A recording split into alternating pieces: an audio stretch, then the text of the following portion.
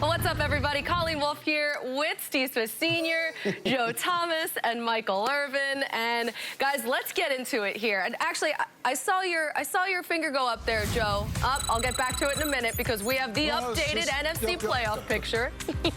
Let's take a look here because the Packers, they moved to 6-2, stay atop the NFC North. They moved to third now in the NFC. The Niners, they remain last in the division, ninth in the NFC. One game now under 500, moved to 4-5. So, Irv, let's talk about the guy of the night, Aaron Rodgers. 4 touchdown passes. Just 4 days after Russell Wilson did the same thing against these 49ers. Yeah, man, and we know going into this game, we talked about the game that DK Metcalf had against the 49ers, and Russell Wilson and DK Metcalf had, and Aaron Rodgers and Davante Adams stepped right in and did the same exact thing. Joe talked about, I think he called it DDA, double Davante Adams. What was that tonight? I mean, he's throwing the ball to one guy, and you guys cannot stop it. It was incredible. But what a great job by Aaron Rodgers, 147 passer rating, and also Davante Adams showing up big, having a big day. Davante Adams had an outstanding time. He was out there. They got him active and involved early. And Davante Adams just really did exactly what he wanted to do. They generally play a cover 3 shell. And Aaron Rodgers allowed Davante Adams to kind of just do his thing. You saw he was catching the ball underneath, also catching the ball deep, doing a lot of double moves, isolation, cover 3, safety's not over the top. But Davante Adams was not the only person that got involved. Aaron Rodgers was able to utilize everything. 10 catches, 173 yards, and he probably should have had 2 touchdowns, but you know, Davante Adams did his thing, and he enjoyed every bit of it. He played well, caught the ball very fluid and easily. And this is one of those games, I hate to say it, but this is a get-right for Davante Adams and Aaron Rodgers for them to really build up more chemistry, but also show that the Green Bay Packers defense needs to really step up. It's not a really good measuring stick to play against a depleted San Francisco team, but you get the win, and that's all that counts. Well, that's a perfect segue because I was just going to ask Joe about that. We talked about it pregame about how Mike Pettine's crew really was under some pressure to step up here, but can you really judge them when they're playing a skeleton crew, Joe? Well, he was under pressure because if you don't do what they did tonight, it says a lot about who you are as a defense because, as we talked about all night, the Niners were so depleted at every single position on offense. It really wasn't a fair measuring stick for the Green Bay defense. But I will say, you can only play against the team that shows up. And Mike Pettine's defense did a good job with the 3 things that they really struggled at coming into this game, which was stopping the run, taking the ball away, and pressuring the quarterback. They had 17 quarterback pressures, 45% pressure rate.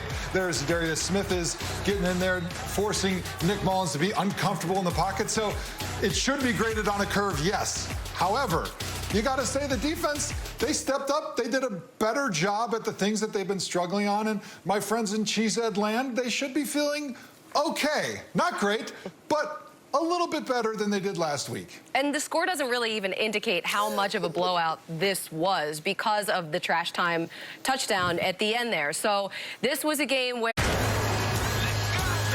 all here for football. That is how we start the show, baby. It's about that time. We're talking about those epic matchups. Unbelievable. That was out of control. It couldn't get any better than this. And instant classics. What a throwing catch. This is going to live forever. We're here for the Thursday night throwdowns. So we're going to continue to get better. This was a get-right game. Sunday morning breakdowns. Those guys are going to have to step up. Don't sleep on this defense.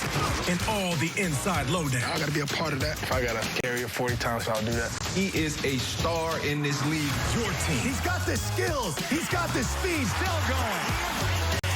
Our team. The best wide receiver in the NFL. Every team. Touchdown. If it happens in this league, Why we love football. we're all here for it. It's on. Wow. Are you kidding me? NFL Network. We're here for football. Oh, wait. It's going to be a good one. Get your game day started with NFL Game Day Morning Sunday at 9 a.m. Eastern. No better day to game day. Let's go.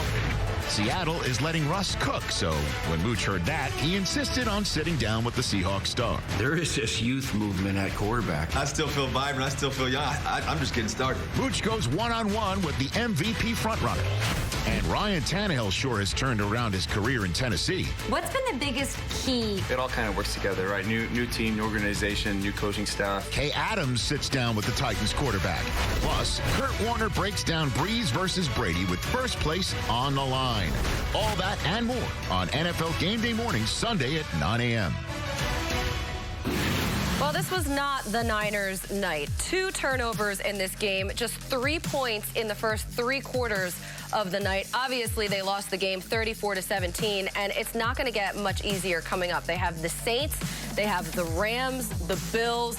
They get Washington week 14 and the Cowboys week 15, but the Cardinals there week 16, and then the Seahawks coming up on week 17. So one more look here at the NFC playoff picture where the Niners sit there 9th in the NFC, and this is a really talented conference here.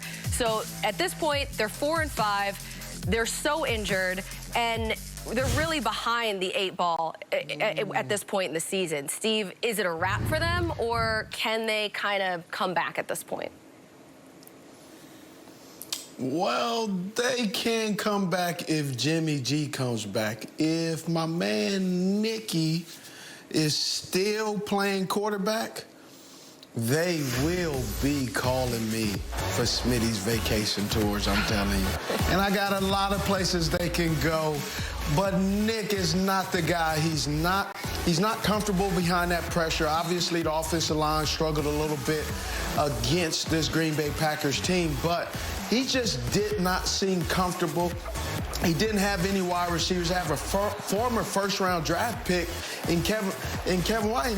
He didn't even get an opportunity when he was out there. So I just think this 49ers team is depleted, but also, too, this is where we are in week 9, heading into week 10, 11. The next 3 weeks are going to be pivotal for teams in the hunt or not in the hunt, because you're just going to be wore out. Nobody's 100%, and they just got to keep going and figure it out on the go. That's just kind of how the NFL is around this time of year. Steve, Jimmy G's not going to be back till like week 14, so by that time, it's going to be all over, but for the crying for the 49ers. And really, it wasn't Nick Mullins' fault that they lost tonight. He didn't play great, but the offensive line didn't run block very well. They didn't pass protect very well. They were giving up all sorts of pressures. They only had 50-some yards on the ground. So when you do those 2 things, you can't always just blame the quarterback because, yeah, he could have played a little bit better, but it was a collective effort. They're way too banged up to make a run.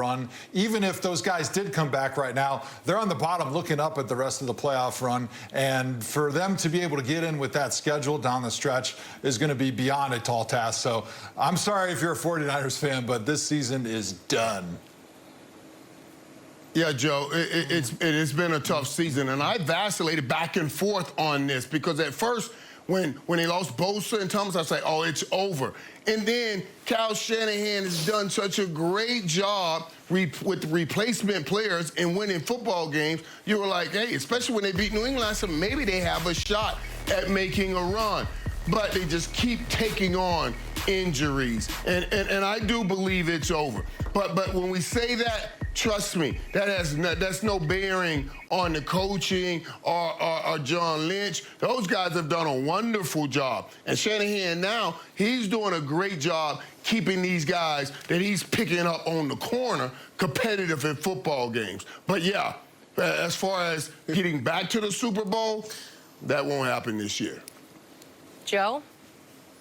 Yeah, I think at this point, how you evaluate the coaching staff is not how close the game is, because they just don't have the talent to keep the game close. It's the effort that you see on the field. And from Kyle Shanahan's San Francisco 49ers, they were given great effort all the way until that game was over. And so you got to give that coaching staff credit for a team that is against all the odds, that's basically playing their JV roster, their 4th preseason game roster out there right now, to keep those guys playing hard all the way through the end of the game. That says a lot about the coaching staff. So I think that was a great point by Irv. That's the freshman roster. Oh, I'm not supposed to, but Steve? It's not even JV.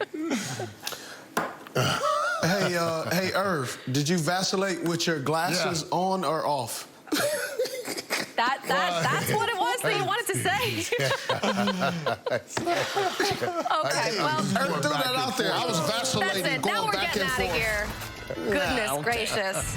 Well, it was not the 49ers night for sure, but it was for the Packers. We're going to hear from the quarterback, Aaron Rodgers, on the other side.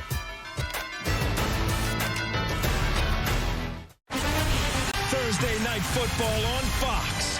It's a battle for the top of the AFC South. Derrick Henry for the touchdown. Phillip Rivers leads Indy as he sets out to prove he can still deliver. What a throw. But Derrick Henry and Tennessee have plans to run through the division. You just can't bring him down. Touchdown,